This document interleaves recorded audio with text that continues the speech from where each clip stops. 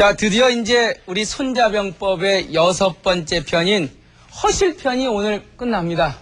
아주 뭐 유명한 굉장히 손자병법에서 제일 유명한 편 중에 하나가 이제 허실편이라 그랬는데 그 허실편을 마지막 끝내면서 도대체 손자가 어떤 얘기를 하고 있는지 한번 같이 오늘 좀 살펴보도록 하겠습니다. 그 손자는 이제 마지막 이 허실편에서, 그러니까 특히 그 손자병법, 자, 한번 좀 쭉 따져보죠. 우리가 첫 편이 뭐였어요? 개편이었어요. 계산해라. 예, 그 다음에 이제, 전쟁 작전 준비를 해라. 그리고, 공격 준비를 해라. 그 다음에, 내 형과 내 새를 키워서, 그래서 상대방의 허와 실을, 지금 이게 허실편이 상반부고, 7편부터 13편까지가 이제 후반부로 들어간단 말이에요. 그걸 끝내면서 허실편의 마지막 구절이 손자가 얘기한 그 핵심이 뭐냐면, 네? 물이에요, 물. 군대는 물과 같아야 된다. 라고 이제 아주 그냥 선언적인 그 문장을 얘기를 합니다. 물. 도대체 손자가 물에서 뭘 봤길래, 물이라고 하는 데서 어떠한 느낌을 받았길래 군대라고 하는 건 물과 같아야 된다고 선언적으로 얘기했는지, 오늘의 주제가 손자는 과연 물에서 무엇을 보았는가. 여러분들은 물 보면 무슨 생각을 합니까? 예? 사람마다 느낌이 틀리죠? 예? 물 보면 빨래하고 싶은 생각부터 그냥 본인이 관심 있는 것만 생각이 나는 거예요. 예? 어떤 분이 시원하게 아주 흐르는 냇가에 가서 두들겨 빨래 한번 시원하고 싶다고 그냥. 뭐 물에서 빨래할 생각을 하고 계시는 분도 계실 거고, 또 물에서 뭔가 물의 그 특성, 잔잔함, 뭐 그 속에서 내 마음을 발견할 수도 있을 거고, 여하간 손자가 살던 시대에 물이라고 하는 것은 손자뿐만이 아니라 그 당시에 뭐 노자든 공자든 그 후기의 장자든 물에 대해서 뭔가 자기 생각을 얘기하는 구절이 많이 나와요. 오늘 그것도 한번 같이 살펴보자고요. 도대체 손자가 살던 시대에 다른 철학자들은 물에서 뭘 봤는가? 그게 오늘의 이제 핵심 주제입니다. 공자라고 하는 사람 있죠? 예? 이 공자라고 하는 공자라고 하는 사람이 이 황하유에게 살았어요. 황하라 그러면은 뭐 이 산동반도 이쪽 그 끝으로 나오는 물줄기인데, 이제 요 곡부라고 하는 곳에 물론 태어났죠. 이 곡부라고 하는 곳에서 태어나서 자랐지만 황하랑 가까우니까 황하에 자주 갈 기회가 있었던 모양이에요. 논어에 이런 구절이 나와요. 이제 공자가 황하에 가갖고 무슨 얘기를 하냐면은 이런 얘기를 해요. 서자 여사부인저, 예?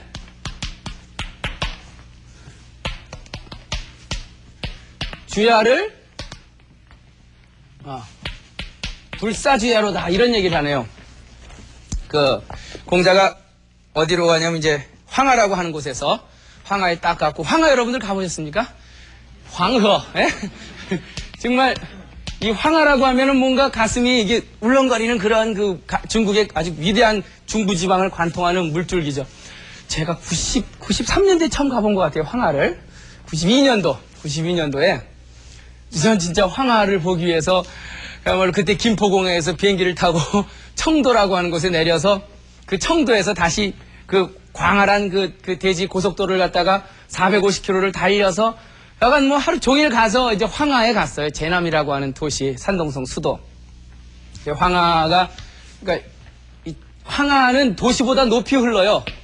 왜냐하면은 이 도시가 있으면은 황하가 이렇게 흘러내리는데 자꾸만 저 사막지대에서 내려온 흙이 자꾸만 쌓이는 거예요. 쌓이니까 자꾸 어떻게 해야 돼? 뚝을 더 높이 막아야죠. 그러니까 나중에 보니까 도시는 여기 있는데 황하는 여기서 흘러요. 그래서 황하를 올라가려면 한참 올라가야 돼요. 물이 도시보다 위로 올라가는 거예요. 그 황하라고 하는 곳에 저는 처음 갔을 때 느낌이 탁 이제 막 황하다. 막 버스에서 내려서 막 쫙 올라가고 황하를 탁 바라보는 순간, 왜 이렇게 꾸정물이. 저는 왜냐하면 공자의 이 얘기를 제가 알았기 때문에, 공자가 황하에 가서 했던 이 이야기, 그거를 느낌으로 갖고 갔기 때문에 전 황하가 대단할 줄 알았어요. 이게 뭐냐면 이 서자가 갈서자예요. 왜? 서거했다. 어느 분이 가셨다 그러잖아요. 갈서자예요. 가는구나. 같을 여자 이사자 이와 같이. 그러니까 좀 시적이에요. 그러니까 황하를 딱 바라보면서 아 흘러가는구나 저 황하의 강물이여. 안 입을 자 쉴 사자 낮과 밤을 쉬지 않고 흐르는구나. 공자가 딱 보면서 그랬죠. 뭐 쉬저 루스부 부셔 쪼예. 이게 이제 그 중국어 발음인데, 그러니까 저 논어의 구절을 제가 어려서부터 그걸 보고는 내 황하를 꼭 가보겠다. 그러면서 공자가 했던, 그러니까 결국은 공자는 황하를 보면서 뭘 느꼈냐면 흘러가는구나 저 도도한 황하의 물결이여. 밤낮을 쉬지 않고 콸콸 흘러가는구나. 뭐 이런 느낌으로 얘기하신 거예요. 결국은 공자는 황하에서 뭘 본 거예요? 강에서, 물에서 시간의 흐름을 본 거예요. 마치 저 인류의 역사가 저 흐르는 황하처럼 흘러가는 그 느낌을 본 거예요. 황하라고 하는 강물에서 그 어마어마한 인간의 역사의 도도한 물줄기를 바라본 거죠. 그 느낌을 갖고 제가 황하에 갔는데 황하가 완전히 구정물로 변해 있는 거예요.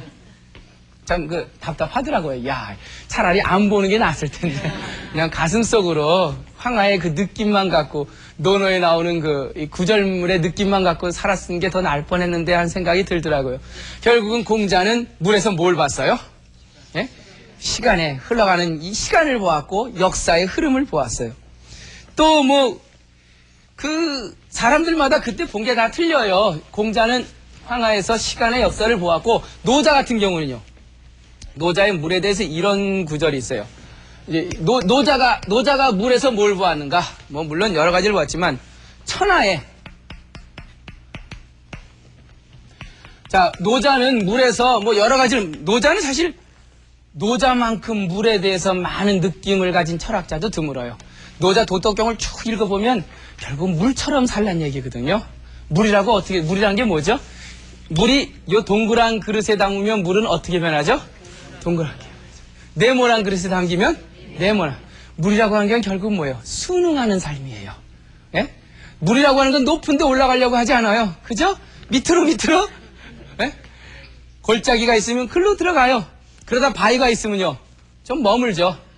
그러다가 큰 바위가 있으면 살짝 돌아서 비켜. 안 비켜? 이렇게 살지 않거든. 물이라고 하는 건 결국은 이치대로 흘러가는 거라고. 노자는 그걸 본 거예요. 물에서.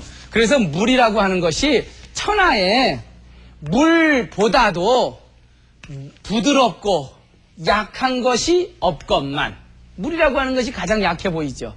그렇지만 그 물이라고 하는 것이 뭘 공격하면요, 단단하고 강한 것을 공격하면요, 막지능승이라 어느 누구도 능히 그것을 이길 자가 없도다. 영등포 제가 이 쇠 자르는데 한번 가봤어요. 철공소에 지나가다 보니까 이만한 두꺼운 쇠를 자르는데 다 물로 자르더만요.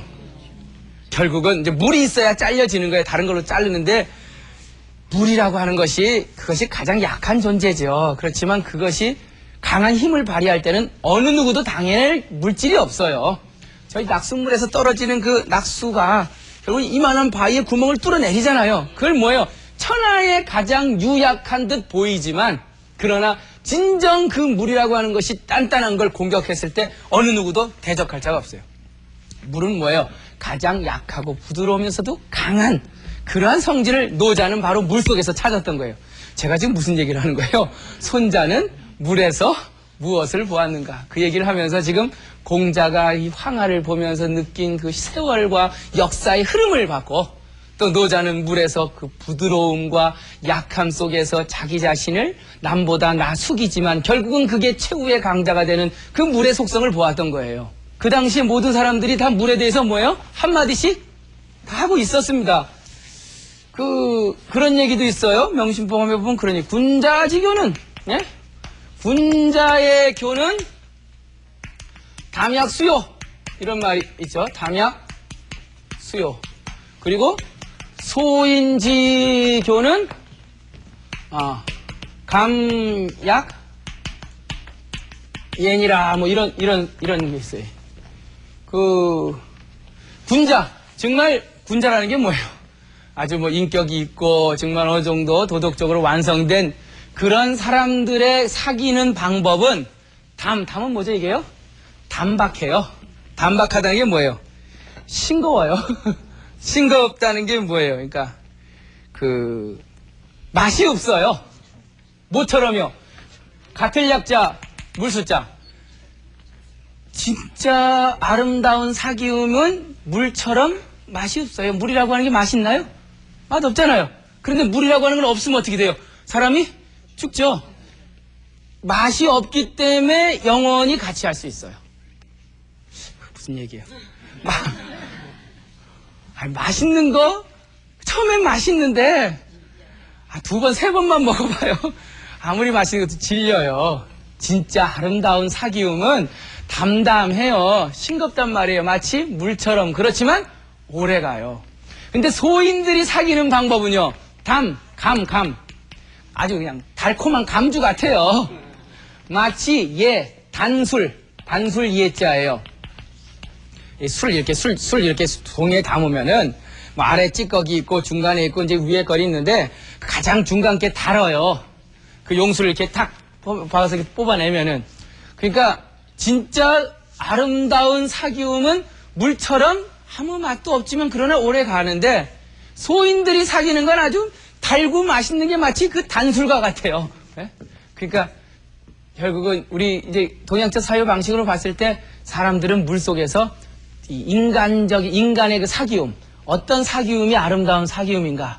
당장은 쇼킹하지 않고 당장은 달콤하지 않지만 그러나 영원히 지속되는 그 친구의 사귀움을 본 거예요. 자, 지금 제가 왜 이런 얘기를 많이 하냐면 공자든 노자든 장자든 아니 뭐 이런 명심보감에서든 결국은 많은 그 동양의 철학자들이 지식인들이 뭘 봤어요? 물에서 자기 나름대로 자기 눈을 갖고 물에서 자기 철학을 하나의 어떤 끌어냈단 말이에요. 제가 문제를 제기한 손자는 과연 그러면 물에서 뭘 봤는지 오늘 주제가 그겁니다. 그걸 같이 한번 원문을 통해서 접근을 해보도록 하겠습니다. 그 손자가 물에서 본 게 무엇인가? 이런 걸 봐요. 병형은 상수라 이런 말을 합니다. 그러니까 대저 군대의 모습, 이 형은 뭐예요? 어떤 겉모습이죠. 즉 손자가 얘기하는 건 병법이니까 군대의 모습은 이 상이라고 하는 건 닮을 쌍자. 마치 뭘 닮아야 되는 거예요? 군대의 모습은 가장 아름다운 군대가 뭐 같은 군대요? 물과 같은 군대라고 아주 선언적으로 얘기를 합니다. 이 손자 병법에서 처음에 얘기하는 게. 그러면서 결국 물이라고 하는 거는 상선약수라 이런 말 있습니다. 상선 약수다. 뭐 약수물 이름이 아닙니다. 상선약수라. 수는 기여도다. 이게 그 노자에서 얘기하는 그 물의 속성에 이런 얘기가 있습니다. 같이 한번 해석을 해보죠. 최고의 선은 뭐와 같다고요? 물과 같은 거래요. 물이라고 하는 건요. 잘 이롭게 해줘요. 뭐요? 온 세상의 만물을 이롭게 해줘요. 그런데 절대로 남하고 다투질 않아요. 물이 다투질 않아요. 에? 또 물은 모든 사람들이 가장 싫어하는 곳, 그곳으로 내려가요. 사람들은 어딜 제일 싫어해요? 낮은 곳을 싫어하죠. 근데 물은 어디로 내려가요? 낮은 곳으로 내려가요. 그래서 물은 가까울 기자, 진정한 무의의 도에 가까울 것이다라고 얘기해요. 물은 남들이 다 싫어하는 낮은 데로 내려갑니다. 물이라고 하는 것은 물 없으면 세상에 살 수 있는 존재가 뭐가 있어요? 물만큼 이 세상에 이로운 존재가 어디 있어요? 그런데 물은 온 세상 만물을 이롭게 해주고 나서도 그게 내 공이야. 내가 너희들이 나 때문에 사는 거야. 이런 얘기 한 거 들어보신 적 있습니까? 그러니까 그 물의 공은 온 세상을 아름답고 이롭게 해주지만 자기의 공을 자랑하지 않기 때문에 남과 그 공을 다투려 하지 않기 때문에 그 물은 영원히 우리 인간들이란 모든 만물의 가장 위대한 존재가 된다. 이거예요. 그래서 손자는 물에서 이러한 군대의 모습은 물과 같아야 된다라고 하면서 이 물에서 뭘 봤냐면 유연함을 봤어요. 유연함. 유연하다는 게 뭐예요? 그 상황에 따라서 자기를 변할 수 있고 적응시킬 수 있는 그 유연함의 아름다움을 봤습니다. 그 다음에 이제 손자는 물에서 이것저것 물과 관련돼서 얘기를 지금 허실편에서 마지막으로 끌고 나가고 있습니다. 그러면서 뭐라고 얘기하냐면 수지형은 피고이 추하라. PRP자에 자 손자는 물에서 또 뭘 봤냐면은 겸손함을 봤습니다. 아까 유연함을 봤죠. 군대는 뭐와 같다 그랬어요? 물과 같아야 된다. 아주 물과 같이 상황에 나를 변화시킬 수 있는 유연함이 있어야 된다. 또 손자는 물에 대해서 뭘 봤냐면 물의 모습이라고 하는 것은 수지형은 물의 형체는 피고이 추하 어디를 피하고 얼로 흘러내려요? 높은 곳을 피하고 낮은 곳으로 흘러내린다. 피고이 추하. 그래서 군대의 모습도 아까 뭐라 그랬어요? 물은 군대의 모습은 뭘 닮아야 됐어요? 물을. 그러므로 군대의 모습도 어디를 피하고 어디를 공격해야 돼요? 실한 곳을 피하고 허한 곳을 쳐야 된다. 논리적이죠? 전제가 뭐예요? 물은, 그러니까 군대는 물과 같아야 된다. 그러면서 하는 말이 왜? 물은 뭐기 때문에? 높은 곳에서 낮은 곳으로 흐르기 때문에. 그러면 군대도 물과 같아야 되는데 군대는 어떻게 되냐? 적의 강한 곳을 피하고 약한 것을 쳐라. 이런 그 겸손함의 미덕을 또 손자는 그 물에서 봤습니다. 그래서 정말 아무리 자기가 지혜가 있는 사람도 그 지혜를 지켜나가기 위해서는 그러니까 이런 얘기가 있어요. 총명사회라도 수지이유라란 말이 있어요.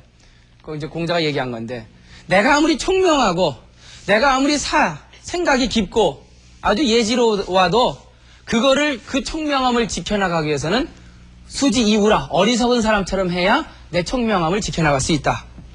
내 공이 천하를 뒤덮을 만한 공피천하라도, 그렇더라도 수지이양이라, 그 공을 남에게 양보하고, 남에게 그 공을 미루었을 때, 그 공은 내가 진정 지켜나갈 수 있다. 용력진세라도 내 힘과 용기가 온 세상을 떨칠 만한 그 정도 되더라도 그것을 지켜나가려면 마치 내가 겁쟁이인 것처럼 그렇게 해야 내 용기가 지켜나간다. 내가 돈이 아무리 많고 온 천하를 부유사회라도 다 내 소유라도 그 부를 지켜나가려면 어떻게 해야 돼요? 예? 검소함으로써 예? 남에게 겸손하고 진짜 부자가 자기 부를 지켜나가면 어떻게 해야 돼요? 예? 진짜 부자는 절대로 화려한 옷 입고 다니지 않아요. 예? 그거 입던 옷 입고 진짜 힘센 사람은 남한테 이러지 않아요. 예? 항상 공손하고 결국은 물에서 뭘 본 거예요? 아주 피고의 추하 높은 데서 낮은 데로 흐르는 겸손함을 본 거예요. 그걸 딱 보고 손자는 군대도 결국은 저 물처럼 겸손할 때 높은 곳을 피해서 낮은 곳으로 내려가듯이 실한 곳을 피해서 허한 곳을 칠 때 진정 군대의 힘이 나온다. 뭐 이런 얘기를 합니다. 그러면서 아주 굉장히 재밌는 말을 물과 관련돼서 계속 하는 얘기예요. 이거 허실편의 마지막이 그거예요. 수는 인지 이재류요 이런 말을 합니다. 병은 계속 지금 물하고 군대하고 지금 비교를 하고 있어요.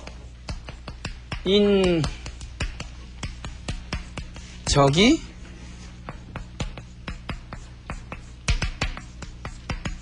재승이라. 물이라고 하는 것은 물과 또 군대를 비교합니다. 물이라고 하는 것은 뭐뭐에 따라서 지는 뭐예요? 땅에 따라서 그 물 앞에 놓여진 지형에 따라서 뭘 만들어내요? 물줄기를 만들어내요. 흐름을 만들어내요. 이해 가시죠? 물이라고 하는 건 지형이 폭폐해진 곳이면 그 폭폐해진 대로 물은 흘러요. 즉 앞에 있는 그 지형에 자기를 완전히 순응해서 쫓아가요. 마찬가지로 군대도 그렇게 하라는 얘기예요. 군대도 뭘 기초해서요? 적의 그 상황에 기초해서 승리를 만들어낸다. 물이 자기의 그 흐름과 물줄기를 자기 앞에 있는 그 지형의 그 상황에 따라서 그 흐름을 만들어내듯이 군대도 상대방 적의 상황과 그 상대방의 그 형세에 따라서 승리를 이끌어내야 된다. 결국 지금 처음에 전제로 한 얘기가 뭐였어요? 군대는 뭐와 같대야 그랬어요? 물과 같대, 물과. 그러니까 손자는 물에서 엄청나게 지금 생각을 많이 한 거예요. 물을 보면서 야, 물이라고 하는 게 뭐냐? 높은 데서 낮은 데로 흐르고, 예? 그리고 내 앞에 있는 지형에 따라 자기를 완전히 던지는 그 모습이 결국 군대가 닮아야 될 모습이 아니냐.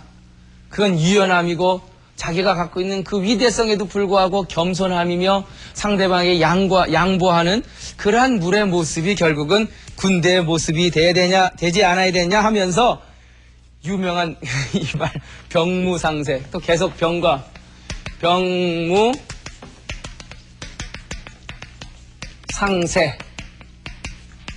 병무상세, 수무상형 이런 얘기를 합니다. 병무상세여 수무상형이라. 군대라고 하는 것은 없다. 상세가 없다. 상세는 뭐예요? 네? 세는 왜 이렇게 기세? 어떤 집단에 엄청난 기세가 있을 거 아니에요? 그러면 상세는 뭐예요? 영원히 그 기세가 상당히 등등한 그런 영원한 사연은 없다는 거예요. 왜 영원한 승리가 없다는 얘기 우리 저 시간에 했었죠? 결국 군대라고 하는 것도 항상 새가 좋을 수만은 없는 거예요. 예? 좋은 새가 있을 때도 있고 나쁠 때도 있단 말이니까 영원한 새가 없듯이 물도 뭐가 없는 거예요? 영원한 모양이 없는 거예요. 물이라고 하는 것은 절대로 자기가 놓여진 그릇에 따라서 환경에 따라서 물의 모양이 변하는 거지. 물이라고 하는 걸 여러분들 그려보라 그러면 어린아이들 어떻게 그려요? 자기 상상력대로 그리는 거죠. 어항 속에 있으면 물의 모양은 어항 모양이 될 것이고 저 흐르는 강물에 가면은 강물이 물이고, 그러니까 물이라고 하는 건 영원한 모양이 없는 거죠. 군대라고 하는 것도 영원한 새가 없는 거예요. 승리도 영원한 승리는 없는 거예요. 여러분의 모습도 영원한 모습이 없는 거예요. 한번 쭉 앨범 찾아보세요. 나의 영원한 모습이 뭡니까? 18세 버드나무 밑에 있는 소녀의 모습이 내 영원한 진실의 모습입니까? 그건 이 세월 우주의 변화에 따라 나를 적응시켜 왔잖아요. 마치 물처럼 지나가는 세월 난 그거 못 참아. 난 끝까지 난 이 모습 지킬 거야 하면서 아주 그냥 발버둥을 치시는 분들도 많죠. 나는 절대로 세월에 내 자신을 변화시키지 않겠다. 그리고는 적금만 타면 어디로 가요? 어디로 가요? 이 손자병포 허실편이 마지막 구절이에요, 이게 지금. 이 상편이 허실편 마지막 구절이 물과 같으소서. 예? 전 이걸 보면서, 물론 이제 계속 마지막 구절 하는 얘기가 영원한 새는 없다. 영원한 승리는 없다. 영원한 모습도 없다. 결국은 우주의 모든 상황은 다 끊임없이 세월의 흐름에 따라 변하는 거다라고 하면서 지금 허실편을 맞춰가고 있어요. 에테타라고 하는 장자의 에테타 이름 들어보셨습니까? 예? 슬플의 자에 망나니 태자 에테타. 이름이 에테타란 사람이 있었어요. 정말 애틋하네요. 이름만 봐도. 얼마나 못생긴 사람인지 그 당시에 가장 위나라 사람이에요. 위나라 사람. 가장 못생긴 사람 하면 누구냐? 에테타. 에테타였어요. 추남 중에 추남이었어요. 그런데 이상하게 이 사람 옆에 남자들이 가서 남자인데 그렇게 못생긴 추남인데 이 사람 옆에 가서 조금만 얘기하면 모든 남자들이 이 사람한테 다 빠져요. 희한하죠? 그리고 또 여자들도 이 사람 만난 사람 조금만 얘기해보면은 집에 가서 뭐라는 줄 알아요, 엄마한테? 나 딴 사람 집에 가서 처가 되는 것보다도 나 이 사람 첩이 되는 게 더 나을 것 같아요. 장자 원문대로 제가 말씀을 드려요. 이런 여자가 한둘이 아니에요. 이 사람이 얼굴이 잘생긴 건 또 아니고, 두 번째, 지위가 높아서 권력이 있는 것도 아니고, 돈이 많아서 다른 사람을 가난해서 구제해 줄 수 있는 능력이 있는 것도 아닌데, 어떻게 모든 남자와 여자들이 다 이 사람만 보면 같이 있고 싶어 하고 이 사람이 여자가 되고 싶어 하냐, 참 모르겠다 하고, 이 노나라의 그 애공이란 사람이, 애공이 공자에게 물어요. 그래서 이 에테타를 내가 한번 궁전으로 불렀다 이거예요. 불러갖고 도대체 무슨 매력이 있을까? 아무것도 없는, 그야말로 능력도 없는 것 같고 뭐 얼굴도 못생긴 이 남자가 한 1개월 정도 있더니만 내 마음이 슬쩍 에테타한테 끌리더라 이거예요. 그리고 1년 지나니까 아유, 이 사람 없으면 하루도 못 살 것 같은 거예요. 그리고 믿음이 생긴 거예요, 그 사람에 대해서. 그래갖고는 너무 그 사람이 좋아서 갑자기 이제 그때 노나라의 그 재상 자리가 비어갖고 내가 당신한테 국무총리 자리를 주겠다 했더니만 그 사람이 뜨뜻미지근하게 뭐 줄려면 받고. 그러니 그 말한 애공이 입이 부끄러워진 거예요. 왜 내가 선물 아주 기가 막히게 준비해서 상대방이 아주 좋아할 줄 알고 이거 내가 당신한테 주는 거야 하고 줬는데 뭐 주면 받고 이래봐요. 얼마나 그거 갖고 공치사 하려 했던 자기 자신이 부끄러워져요. 이해 가시죠? 네. 지금 이게 노나라 애공이 이 공자한테 에테타에 대해서 설명하는 거예요. 그리고 나서 그 에테타가 어느 날 갑자기 뜨뜻미진하게 그 재상 자리에 있더니만 어느 날 갑자기 사라져버린 거예요. 그래서 아무리 찾아도 궁정에 없는 거죠. 그 뒤부터는 밥을 먹어도 배가 배가 안 부르고 정말 세상에 재미가 하나도 없어진 거예요. 도대체 왜 그럴까요? 예? 라고 이제 공자한테 얘기해요. 그때 이제 이거 잘 들으셔야 돼요. 요 에테타에 관한 얘기는. 그때 공자가 그래요. 내가 옛날에 초나라에 간 적이 있었죠. 그 초나라에 가다 보니까 길거리에 돼지 한 마리가, 새끼 돼지 한 마리가 있는데 거기에 돼지 새끼들이 뭘 빨고 있어요? 젖을 빨고 있습니다. 그런데 그 돼지가 가만히 보니까 어미 돼지가 이미 죽은 돼지였어요.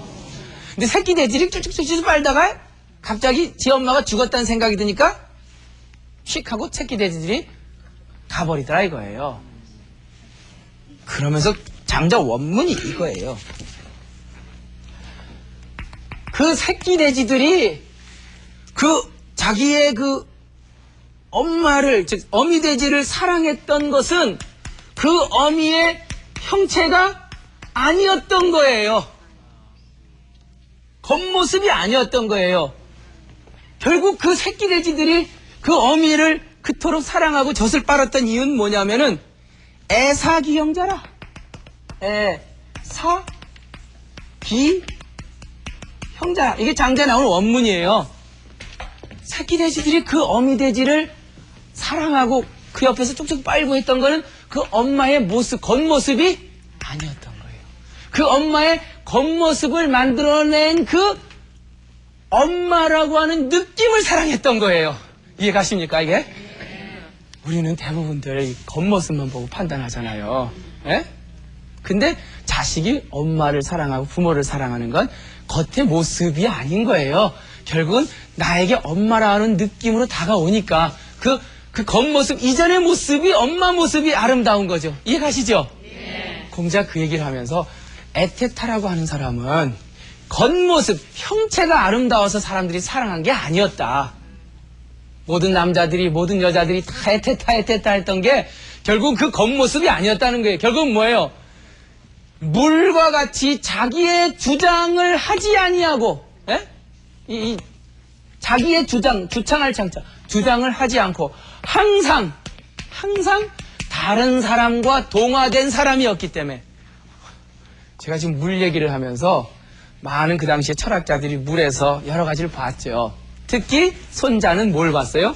물에서 겸손함과 물처럼 상황에 대해서 자기를 적응하려고 노력하는 유연함, 이런 것들을 물에서 바라본 거예요.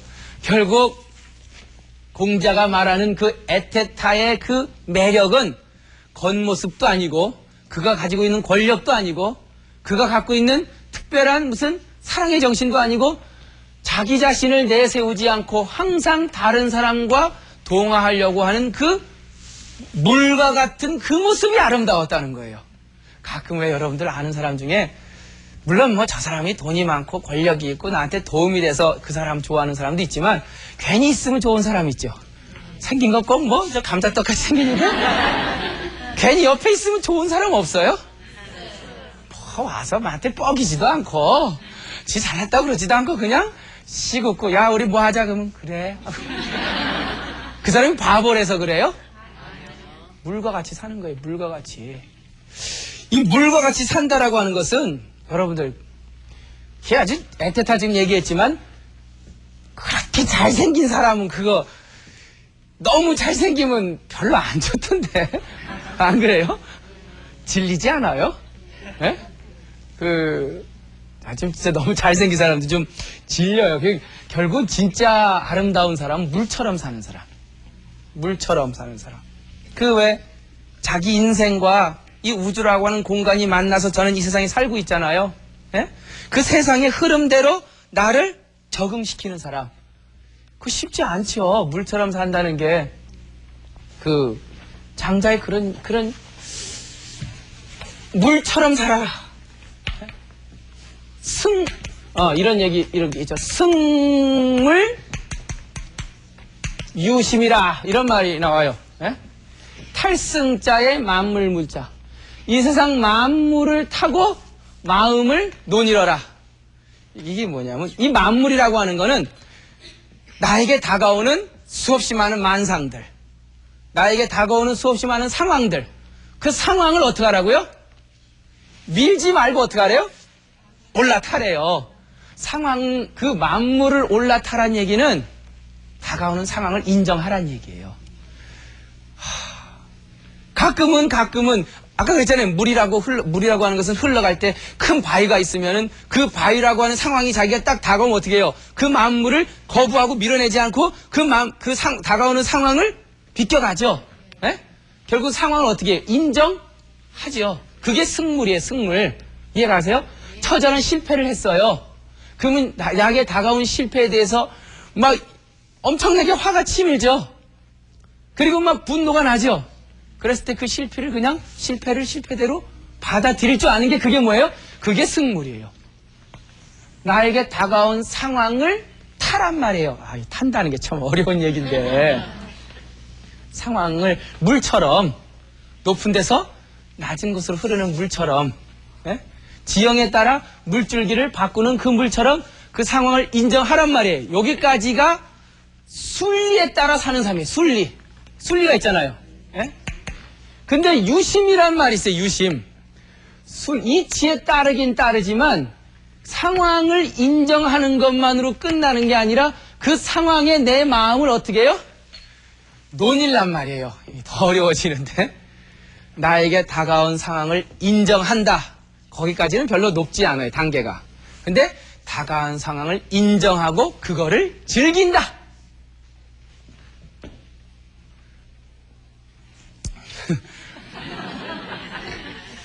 망해서 13평짜리 아파트로 40평에 살던 사람이 이사를 갔는데 그 상황에 인정을 했어요. 인정을 했는데 항상 뭐예요? 가슴이 아픈 거예요. 무슨 생각이 나서? 그 넓은 집 생각이 나서.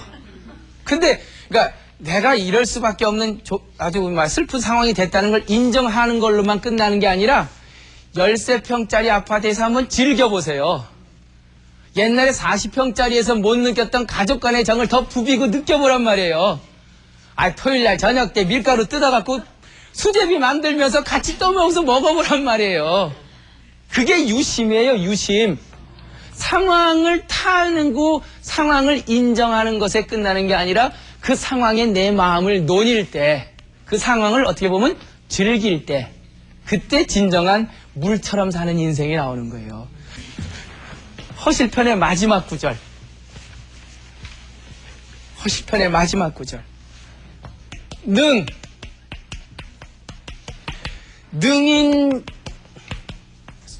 허실편의 마지막 구절. 능이 상대방의 변화에 따라서 승리를 쟁취하는 사람. 즉 상황의 변화에 따라서 그 상황에 내 몸을 태워서 승리를 얻어가는 사람, 그런 사람을 일러서 신이라고 한다. 그런 조직을 귀신 같은 조직이라고 한다. 귀신 같은 사람이 돼야 돼요, 여러분들은요. 어떤 사람이 돼야 돼요? 승을 유심하는 사람. 내게 다가온 상황을 인정하고 그 상황을 성공이든 실패든 그 상황을 즐길 줄 아는. 예?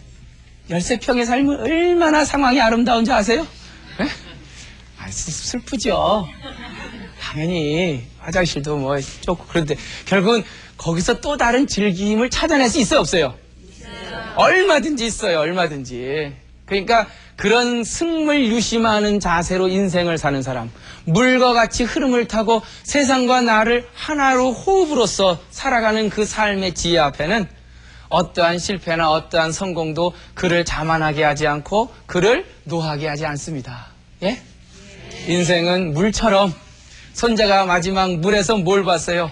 물의 겸손함, 물의 그 겸양함, 물의 그 아름다움을 봤듯이 우리도 우리의 인생을 이 세상과 같은 호흡으로 살아가는 그런 물과 같은 자세의 인생을 사는 방법이 오늘 같이 한번 느껴봐야 되지 않은 주제인가 생각이 듭니다.